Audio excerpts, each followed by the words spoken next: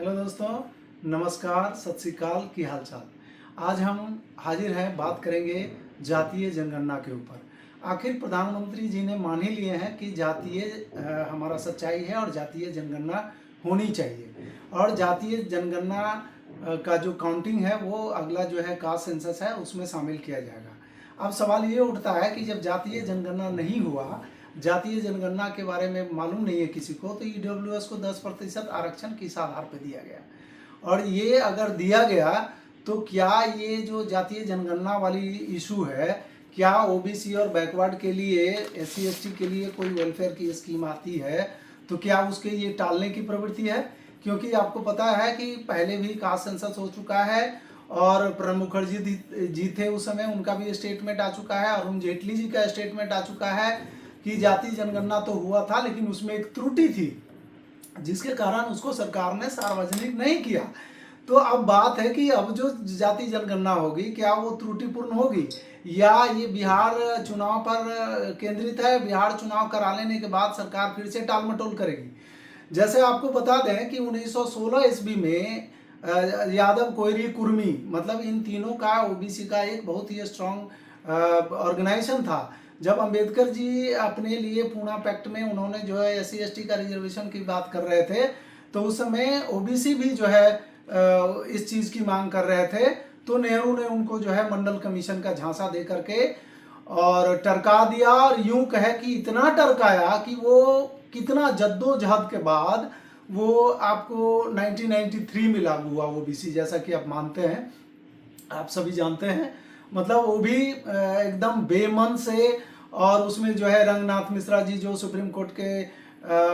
जज थे, उन्होंने, चीफ जस्टिस थे, उन्होंने जो है उसमें क्रिमिनल लेयर घुसाया, और ये किसी तरह से मतलब बहुत कम कह लें सुविधाओं के साथ किसी तरह से उसको लागू किया गया। और उसके बावजूद आज हम लोग देखते हैं कि ओबीसी की जो भागीदारी है सर्विस में 27% रिजर्वेशन के बावजूद जो है 8 या 9% की है। ये क्या है, क्या फार्मूला है, ये पता नहीं, भगवान ही जाने। यहाँ तक कि जो हमारे अपोजिशन लीडर है राहुल गांधी इस बात को उठा रहे हैं जातीय जनगणना का, और अखिलेश जी इस बात को उठा रहे हैं, जो काफ़ी सभ्य नेता माने जाते हैं, तेजस्वी प्रसाद यादव बिहार से ये उठा रहे हैं। और यहाँ तक कि बिहार में जो है जाति जनगणना कराया गया और उस आधार पर जो है रिजर्वेशन में कुछ मॉडिफिकेशन भी किया गया, ओबीसी को 65% तक जो है रिजर्वेशन को बढ़ा करके किया गया। तो अगर सही में सरकार की मंशा है कि हम ओबीसी और एससी एसटी को उनकी भागीदारी दें और उनकी वेलफेयर की अगर उनको चिंता है, तो क्यों ना बिहार की जो सेंसस है उसके आधार पे जो रिजर्वेशन 65% हुआ है उसको और इनको जो है लागू कर दिया जाए इमीडिएट प्रभाव से। अगर ऐसा नहीं सरकार करती है और जातिगत जनगणना के केवल अनाउंसमेंट किया है, तो इससे सीधा ये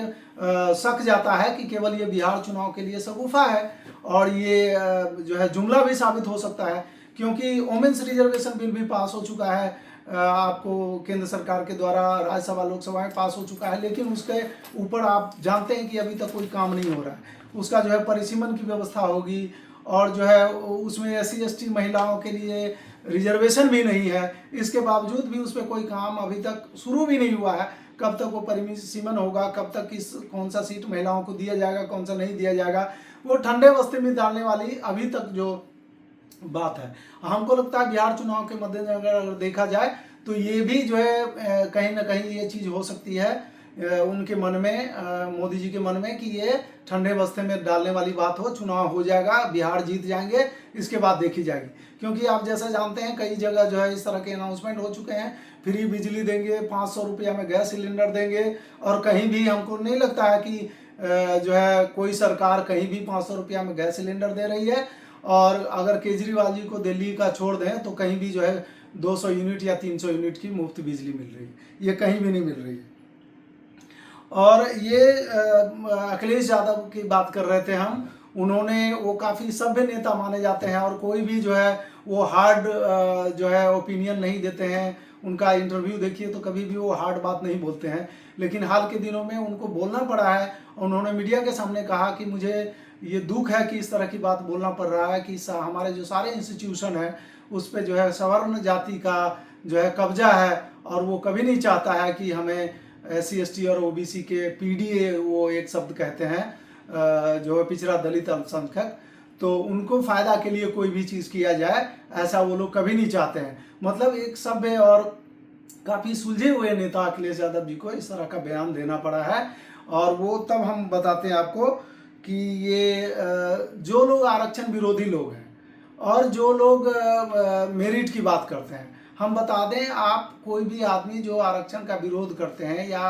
अभी भी देख रहे हैं कि भागीदारी नहीं है, बिहार का जो सेंसस हुआ उसमें यादवों की जो प्रतिशत आया करीब 15% के आसपास आया, और पहले ही उससे पहले अरुण जेटली जी का वो चले गए हैं अभी, लेकिन मुझे उसको कोट करना पड़ रहा है जिन्होंने वो बोला था कि जो है जिस जाति को ज़्यादा जो है प्रतिनिधित्व मिला है उनकी जो है आरक्षण जो है कम करेंगे, और उनका जो पूरा फोकस था वो यादवों पर था। एक दो बार वो नाम भी लिए थे, और बिहार के सेंसस से ये साबित हुआ है कि जनसंख्या लगभग यादवों की 15% है और उनकी जो भागीदारी है नौकरियों में वो 1.5% है, मतलब 1.5% भागीदारी है। बताइए, अगर कहीं भी 100 में से या 10 एम्प्लॉय मिलते हैं तो उसमें जो है आपको जो है एक या दो एम्प्लॉय जो है उस कंसर्न कास्ट का होना चाहिए, लेकिन ऐसा नहीं है। तो ये जो झांसा में दिया जाता है जनता को, जो है कुछ और बोला जाता है और मंशा जो है कुछ और होती है। जब आप EWS रिजर्वेशन बिना कास्ट जाने हुए आप किस आधार पे 10% रिजर्वेशन दिए हैं EWS को? क्योंकि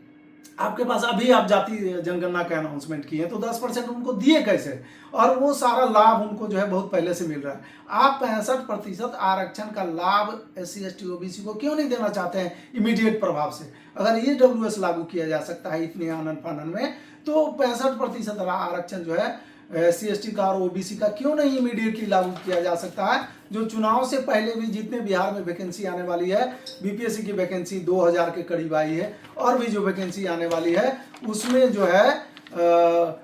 उनको फायदा मिले और उनको जो है जल्दी से उस बात का जो है बेनिफिट हो, और आपको भी चुनाव में इस बात का बेनिफिट होगा। नहीं तो हम समझेंगे कि ये एक लोगों के डाउट है इस मन में कि ये जो है कास्ट सेंसस जो है एक जुमला साबित हो सकता है। Thank you.